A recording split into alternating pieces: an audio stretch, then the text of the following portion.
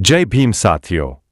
आज हम बात कर रहे हैं उस योद्धा की जो न किताबों में है न सरकार के सम्मान में, लेकिन जो 1857 की क्रांति में एक जलती हुई मशाल था। वो थे वीर दलित योद्धा भोला पासी। भोला पासी का जन्म 19वीं सदी की शुरुआत में बिठूर, कानपुर, उत्तर प्रदेश में हुआ। वो पासी जाति से थे जो भारत के कई राज्यों में एससी अनुसूचित जाति में आती है। पासी समुदाय पारंपरिक रूप से बहादुर, आत्मनिर्भर और श्रमिक जाति रही है। बचपन से ही भोला अन्याय और ऊंच नीच के विरोधी थे। उनके अंदर नेतृत्व और युद्ध कौशल की अद्भुत प्रतिभा थी। उन्होंने घुड़सवारी, तलवारबाजी और रणनीति खुद सीखी। जब 1857 में भारत की पहली आजादी की क्रांति शुरू हुई, भोला पासी ने भी इस लड़ाई को अपनी जिंदगी का लक्ष्य बना लिया।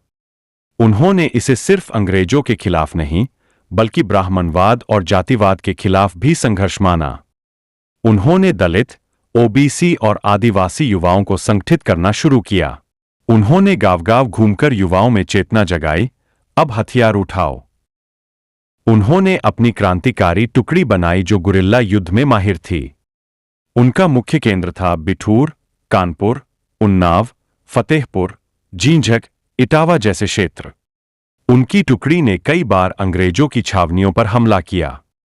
उन्होंने रसद, हथियार, घोड़े और साजो सामान लूटकर अपने संगठन को मजबूत किया।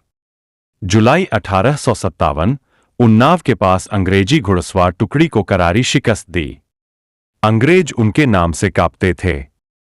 उन्हें कहते थे ब्लैक टाइगर ऑफ बिठूर।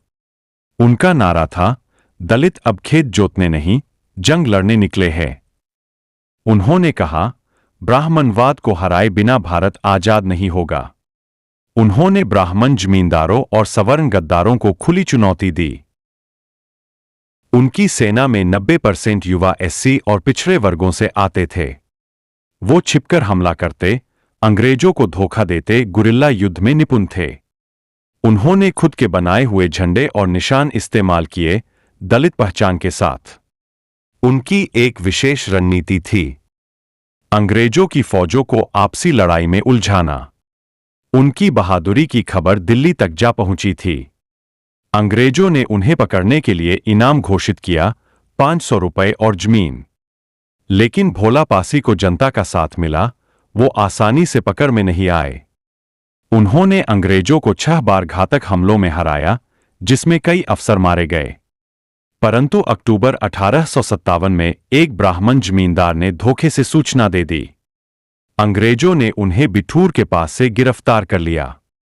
उन्हें जबरदस्ती घसीटते हुए सरेआम लाया गया। अंग्रेज चाहते थे कि वो दूसरों के नाम बताए, पर भोला पासी चुप रहे। 12 नवंबर 1857 उन्हें बिठूर के पास एक नीम के पेड़ से फांसी दे दी गई।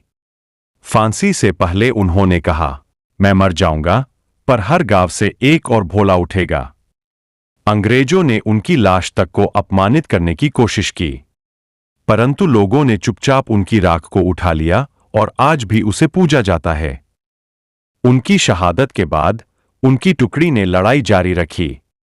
कुछ वर्षों तक दलित क्रांतिकारियों ने गांवों में गुरिल्ला युद्ध जारी रख।